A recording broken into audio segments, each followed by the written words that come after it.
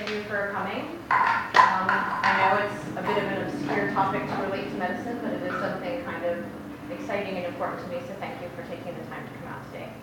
My name is Beth Howlett. I'm the Community Education Coordinator for OCOM. So I do our outreach coordination. I'm also an adjunct faculty member.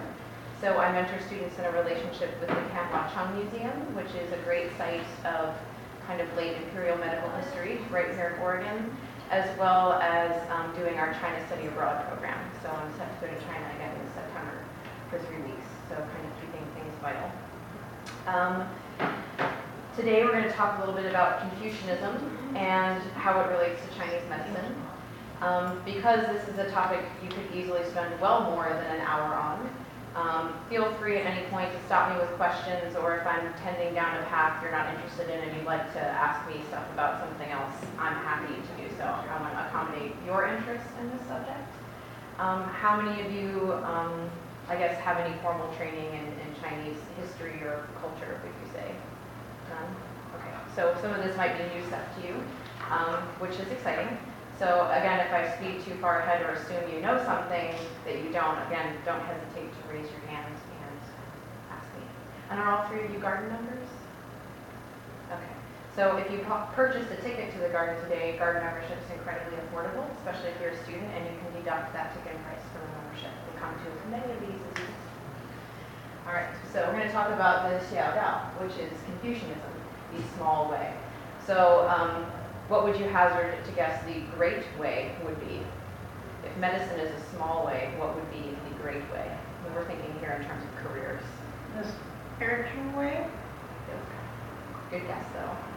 Not the spiritual way, but actually the way of the bureaucrat. So Confucianism was a system that ultimately fueled... Sorry. No worries. Confucianism was a system we'll talk about a little bit more that funneled people into the imperial bureaucracy. So the great way would be the official government career as a Confucian, and the small way would be medicine. So we're going to talk a little bit about that. This is a fairly famous quote from a Confucian statesman. I believe that places him in the Song or Tang dynasty. And this is something that often appears at the front of many medical texts, particularly in the late imperial period, which is to say, if one cannot become a good prime minister, ergo make a career in politics, one should consider becoming a physician. And we're going to unpack that box a little bit farther about why that would be a good choice. It's also important to note that if one cannot continue the path of Confucian learning, one should become a physician. There's an assumption in there that most physicians, and this was true up until the start of the Republican period in the early 1900s, that most physicians had gone through the full training to become Confucian scholars. And this was their predisposition to becoming physicians. It was the filter through which they saw their practice, particularly in terms of an ethics. And one of the handouts I've given you is one of my favorite examples of a Confucian prescription for... Can I have one of those? Yes. Thank you.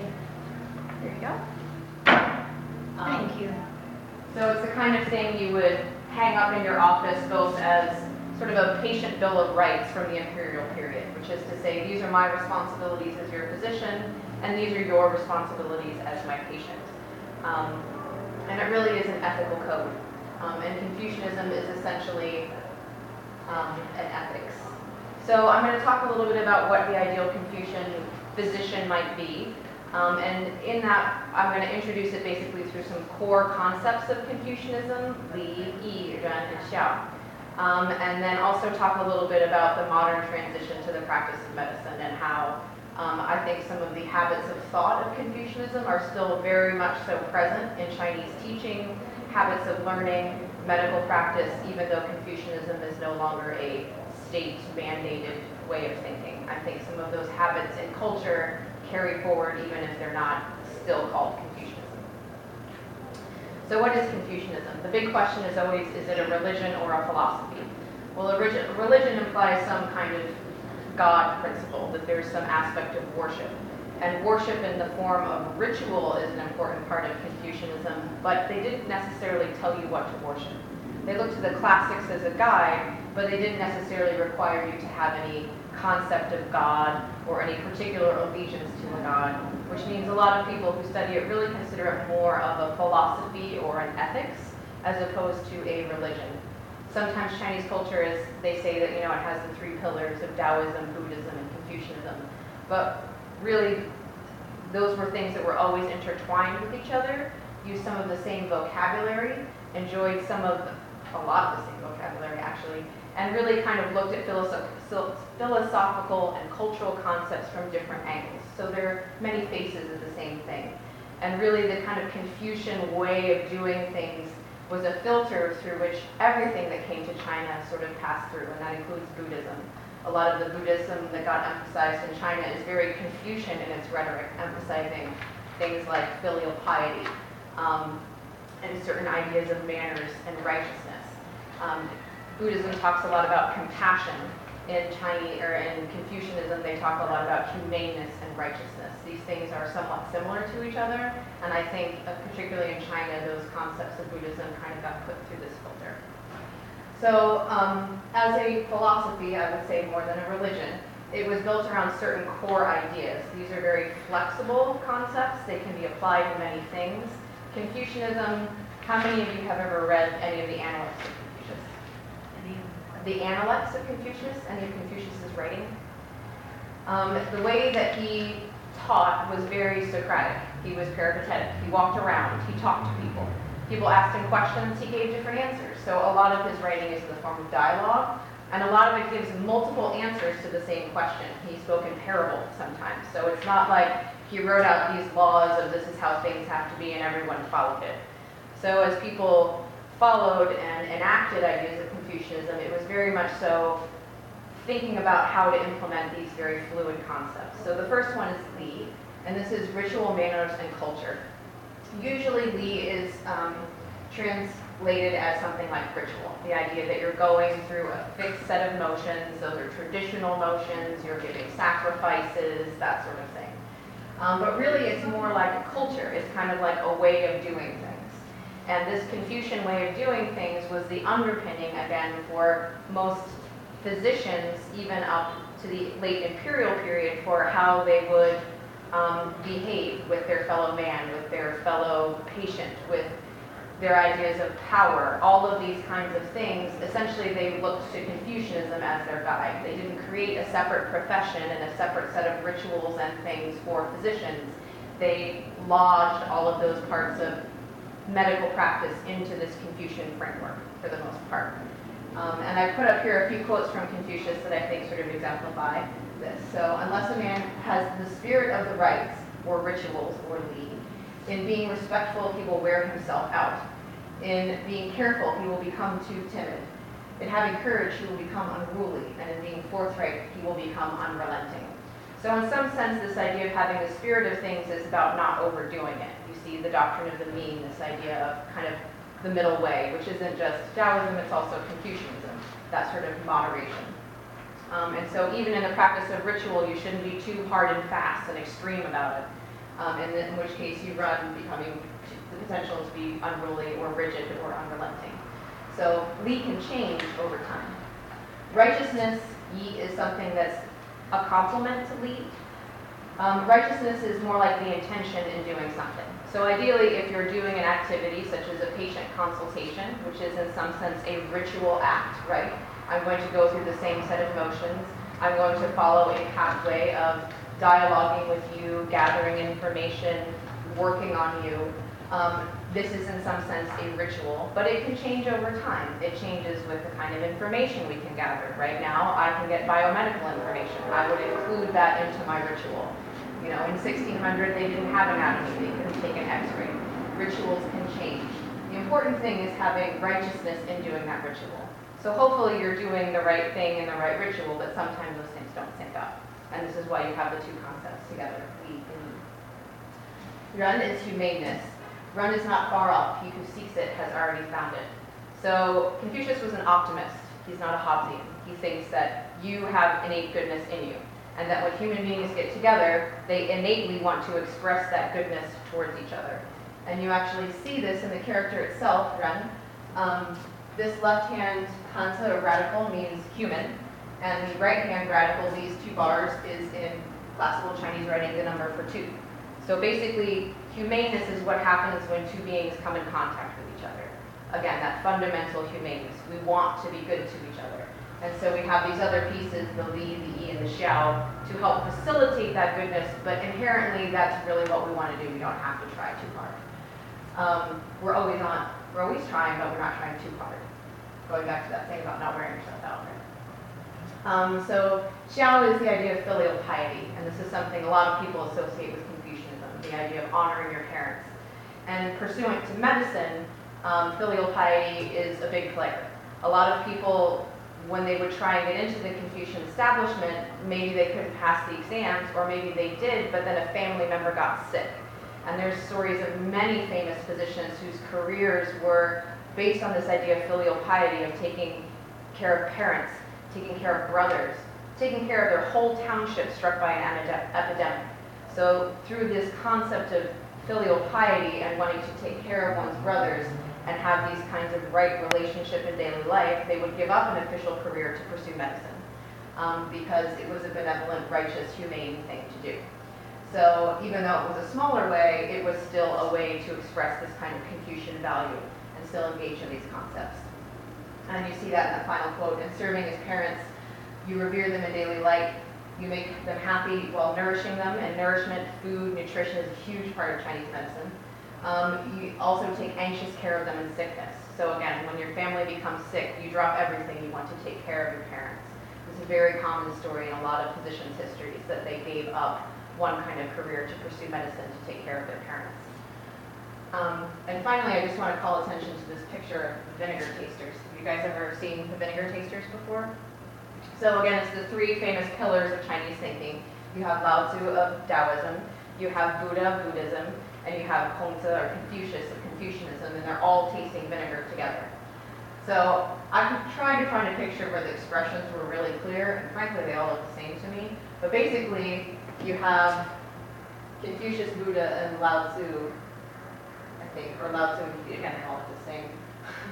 But Lao Tzu is tasting it and smiling. Confucius is tasting it and has a sour look on his face. And Buddha is tasting it and he looks bitter. And this is, again, an expression of their kind of philosophical outlook on life, right? So Buddha believed that everything was suffering. So, of course, to him, everything tastes bitter. And Lao Tzu, he was very happy with the natural world. And so vinegar's natural taste is sour. He's completely happy. He's got a smile on his face. And Confucius is very pragmatic. It is what it is. It's vinegar, it's sour, I have a sour face. So this is a very common picture that you see kind of expressing those three ways of looking at life. And most Chinese kind of pulled as appropriate from each of these worlds together to create a full culture for themselves. I would say neither practice completely in isolation, and really Confucianism was very much so an ethics, a code of conduct. It was a really kind of on steroids form of manners, and much more than that. So the socioeconomics of Confucianism. So y'all are somewhat beginners to this, so I will maybe labor a little longer here. The four castes. So unlike India, which had a very rigid caste system, China's was a little bit more fluid, but they still engaged in a certain concept of caste. And the highest caste was your Confucian scholar, the Dao, the Great Way. And below them, you had farmers, artisans, and merchants in that rank. Now these are classical conceptions. They come from right around the turn from BCE to CE, so this is a 2,000-year-old version of the world.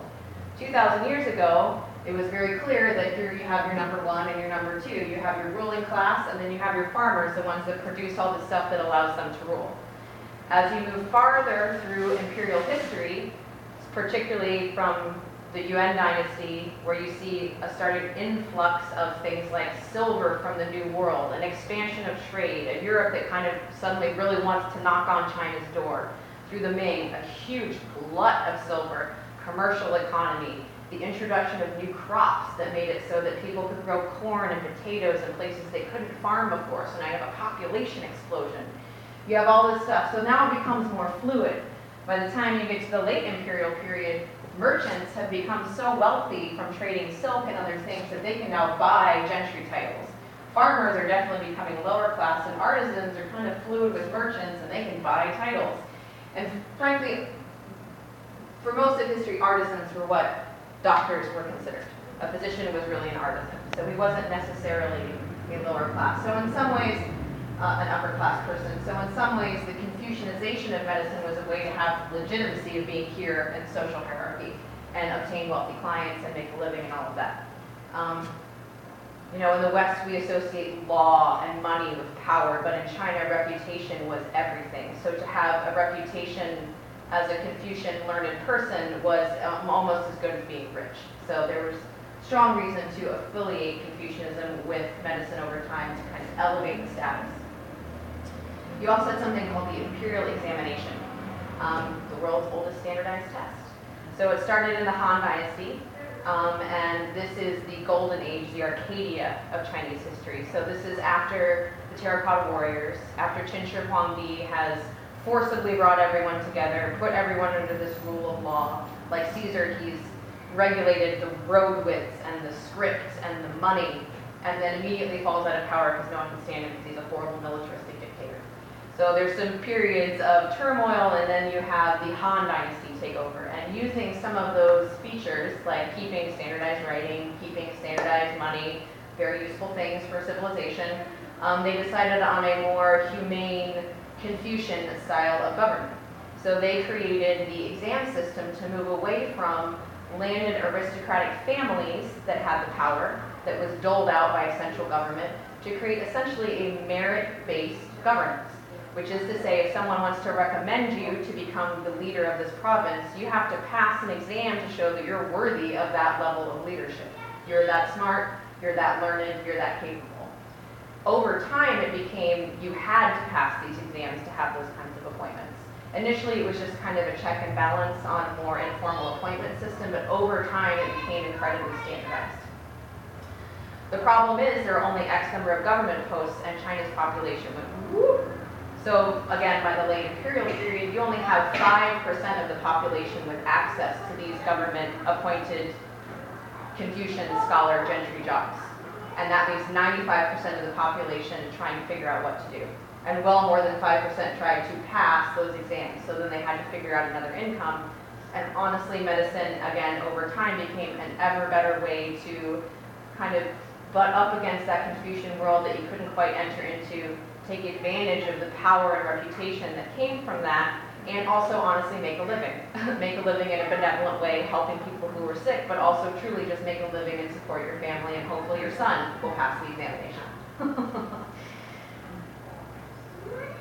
So let's talk a little bit more about some of these concepts. So xiao, filial piety. Can I make a comment? Sure. I think we should put our own politicians to that. I don't disagree. I think these are really excellent concepts.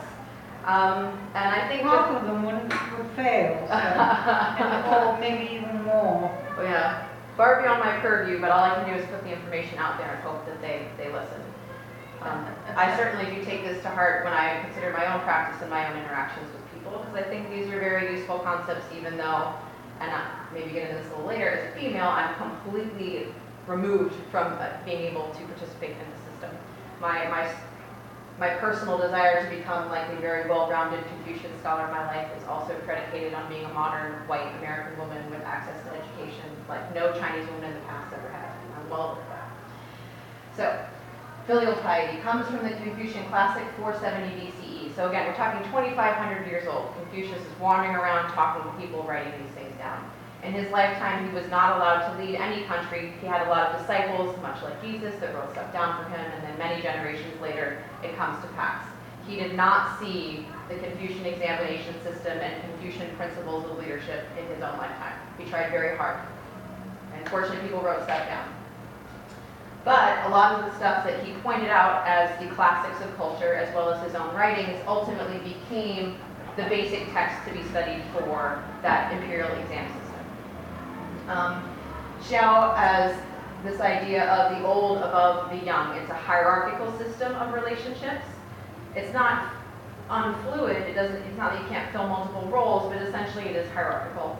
And that is in the character itself, where you have the old over the young. So again, this is about maintaining social order as well. And it can apply to a lot of things. It's definitely a deep value throughout East Asia that you certainly see its impact in the way that people think about each other, about their relationships, about their culture. Even if they don't call it Confucian, I'd still say these are very dominant values in East Asia. And that includes the idea of good conduct within and without the home, to both honor your parents and bring good reputation to your family and yourself. The idea of showing respect and displaying courtesy, being very mannered and courteous in your interactions with people. Fraternity, taking care of your brother. Appropriate displays of sorrow and sickness and death. Again, you see that li, that ritual, that idea of you should honor the dead with an appropriate funeral, that you should honor the wedding with an appropriate ritual. These cultural pieces are very important to this idea of filial piety. When I was getting my degree in East Asian Studies, my instructor, she's written several books on Confucianism, and one thing she pointed out, and I think it's very true, that through this idea of filial piety combined with ritual, we can, through the act and the attitude, normalize a lot of the conflict that comes up in our daily lives. You know, I don't always agree with my father. Sometimes I cannot stand my brother. But it is through these repetitive acts of respect, and particularly through ritualizing our behavior through courtesy, manners, polite speech, we sort of train ourselves through the action to diminish the conflicting emotions. This is inherently a very Confucian idea of social order. So rather than coming from outside with a law and saying you can do this, you can't do that, this is bad, this is good, I have to keep writing laws. As you keep coming up with things to do, I need to write a new law that says you can't do this, you can't do that. All of Confucian conflict was mitigated in this way, essentially, through ritual and ideas of filial piety. I don't need to write a law to tell you what to do. You know what to do. You're essentially humane with your brother. You can, through ritual, normalize some of these conflicts and hopefully get through them without me having to come in from outside with the law. And when law was enacted, it typically was, again, a barter and trade between all parties involved. There's a fantastic book called The Question of Who, about a gentleman who murders his wife after he finds her sleeping with a neighbor. And the way that the Confucian judge comes in ultimately and resolves the conflict is by making every single person responsible. The adulterer and the murderer. Each of them had to pay part of the funeral, each of them got lashings, each of them was involved in this kind of thing. So the law came in after the fact to mitigate the conflict, and through ritual, through paying for the funeral services and things like that, this is how we normalize the conflict. This is a very Confucian way of dealing with things. Thank you for stopping by, ladies. There's tea if you want some as well.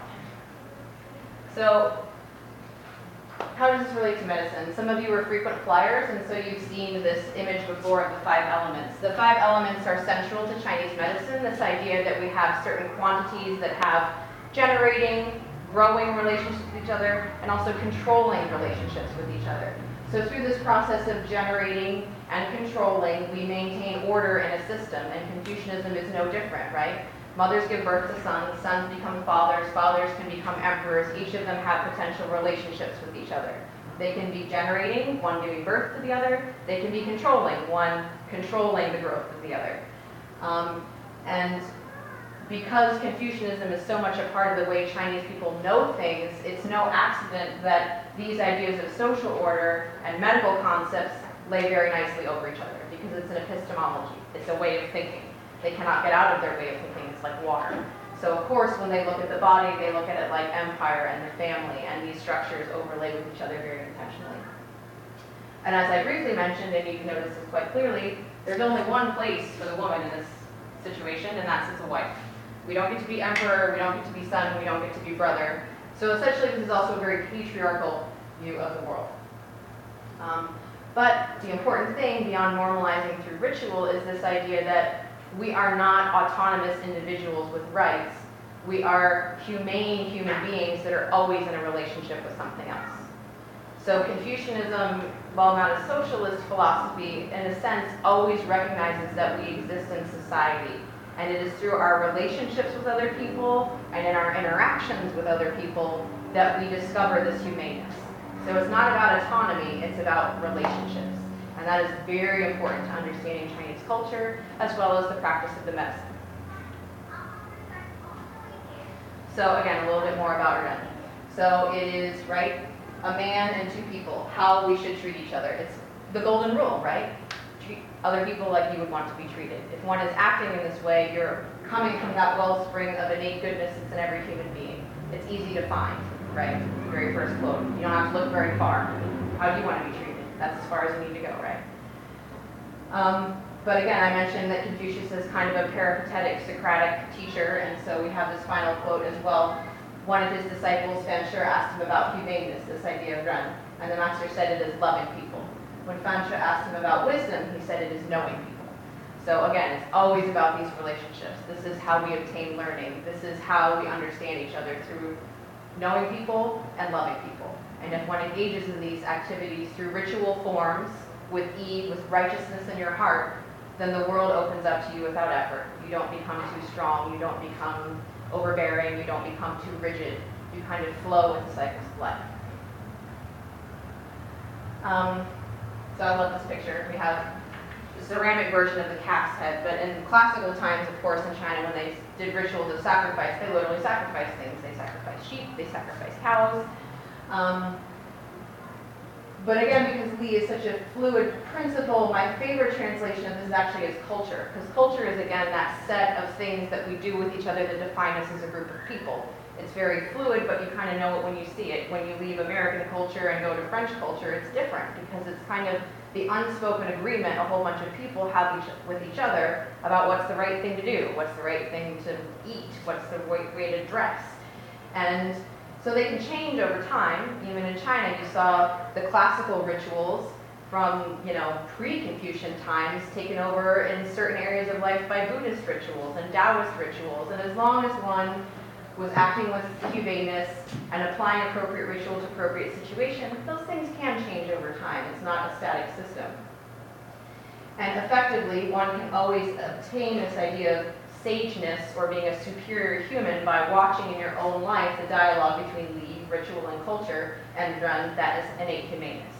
So if you're a humane human being, engaging in your culture with good conduct and trying to be a polite person, this is really the highest ideal. This is how one becomes a sage.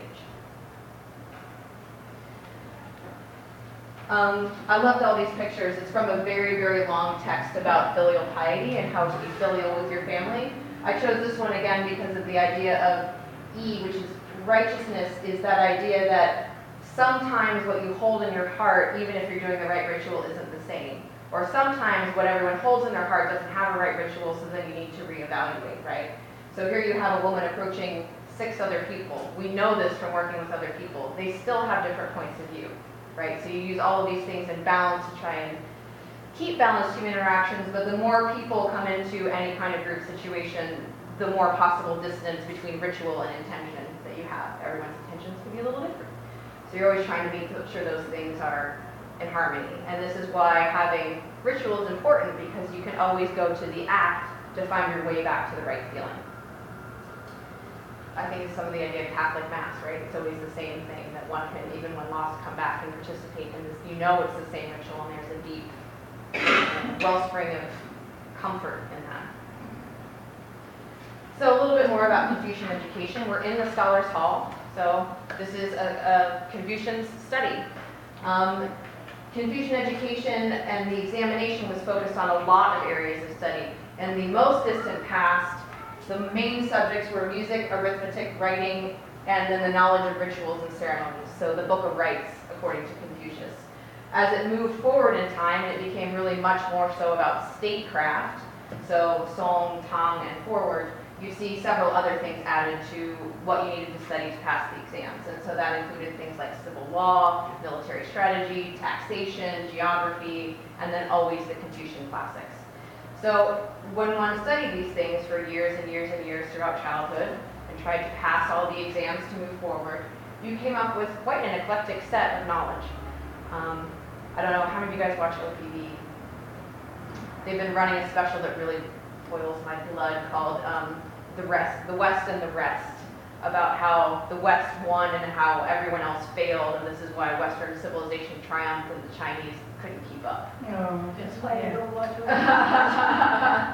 Which is a very common trope in Western thinking, which is that when we came and knocked on their door and then ultimately blew the doors open through the Opium War started by the British, that what we found was a failing society that couldn't keep up with the technological West.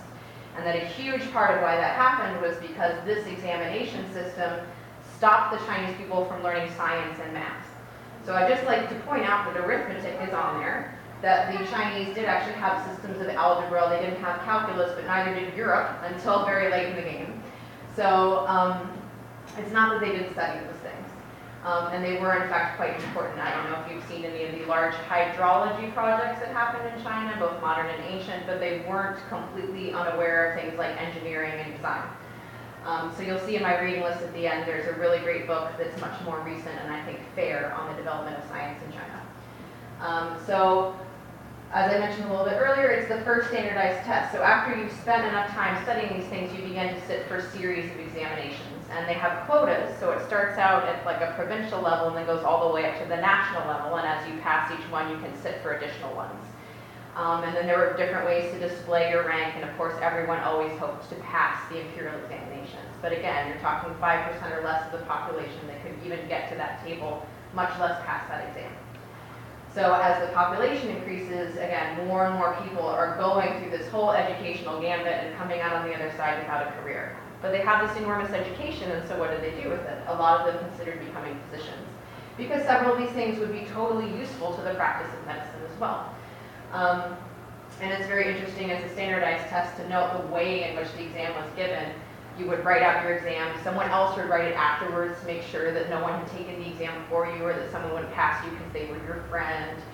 They isolated people in these cubicles. It's very much so like a modern standardized test, which I find amazing because they started doing this again around the turn of the BCE to the CE. So this is 2,000 years of taking SATs effectively.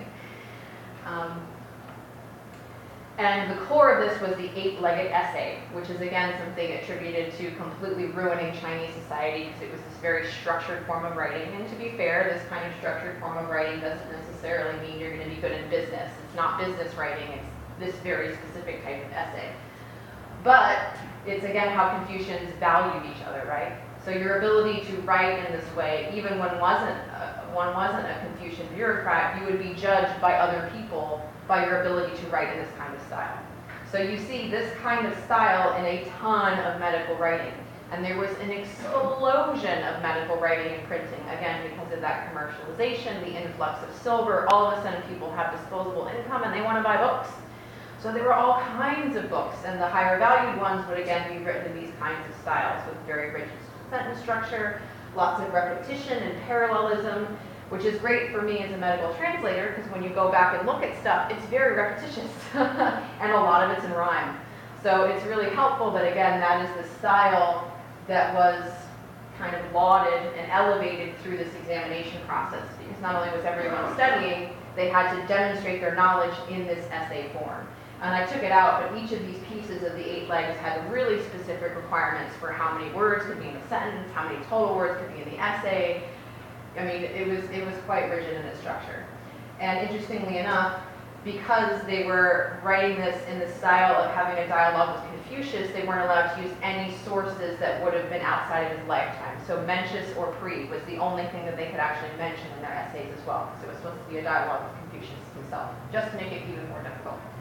So you can also understand why so few people could fully run this gambit and succeed. But they were quite literate. They were able to write. They were poets, musicians, geographers, astronomers. They had quite a wide breadth of training in them before hitting this essay contest that they may not have even passed. So you had quite a literate core of people out there practicing medicine, particularly in the late imperial period when they were choosing this other career. But those people were competing. They were competing with 2 large sets of people. One, folk practitioners, which is to say people who didn't practice medicine, herbs, and acupuncture, people who largely practice medicine through prayer, through consultation, and actually you see this even in China today. You'll go to a temple and there'll be a whole bunch of people waiting to basically have a spiritual, psychological counseling session with a nun or a monk, where they just basically want to talk about their emotional life and potentially make prayers and offerings, but really have some talk therapy. That was very much so a folk tradition. Some acupuncture ended up staying in the folk tradition when the Imperial Academy in the late Qing dynasty decided that they didn't want to practice acupuncture anymore. It wasn't appropriate for the emperor, so they took it out of the curriculum, which meant that that then became more of a folk tradition. And then you had the pure shamans, the woo, the ones who would go into trances and do all kinds of stuff like that. So you had that class of medical practitioners. You also had, I believe they were called the li'i, the wandering physician, the bell physician. So these were kind of like your Western snake oil salesmen. They'll roll up into your town in a cart. A lot of them also practice acupuncture because it gets very fast results. They have a box full of panacea, my cure 100,000 of your illnesses pills, shove it on you, and then move to the next town.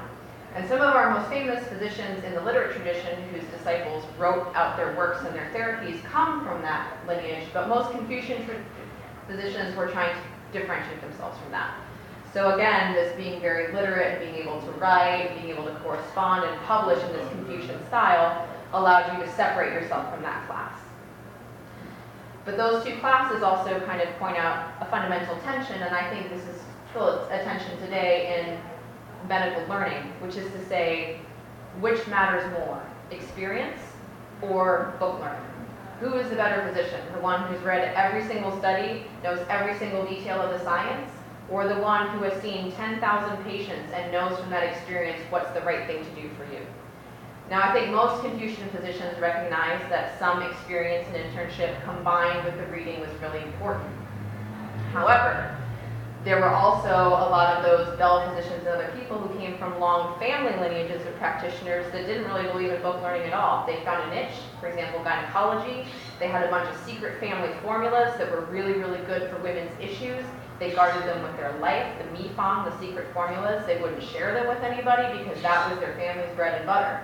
So you also have Confucians leveraging this power of their ability to write these grand essays to try and steal some of the clients from those who everyone believed in because everyone knew their medicine worked for many generations, right? So there are these tensions here that are somewhat about cultural power, but they're also about how to make a living, right? Again, 95% of the people trying to become Confucian bureaucrats, that's not where they're making it. So now they're in with the rest, with the farmers and the artisans and the merchants, and they're trying to make a living. And the only way you make a living as medical practitioners with patients. So using this, and also Confucian physicians would typically have clients who had been helped by them who were Confucian statesmen write letters in this kind of style recommending their services, and then they would carry them around to other patients and be like, look, here's my letter of recommendation. Here's this high-class person in this lovely script that recommends my services as a fellow Confucian, so you should value me. Form of power. Yes. So, here's a Confucian scholarly hall, much like the Confucian scholarly hall that we're in. So just in terms of medical education and discourse, one, there's that emphasis on classical studies, and that's very much so true in Chinese medicine education today. It's a little bit of a fundamental tension between is TCM classical enough, classical Chinese medicine is real medicine. To be frank with you, I think that an emphasis on source text is true in both worlds. There is a place where all of this comes, and one needs to know the history, and one looks backward to understand the present.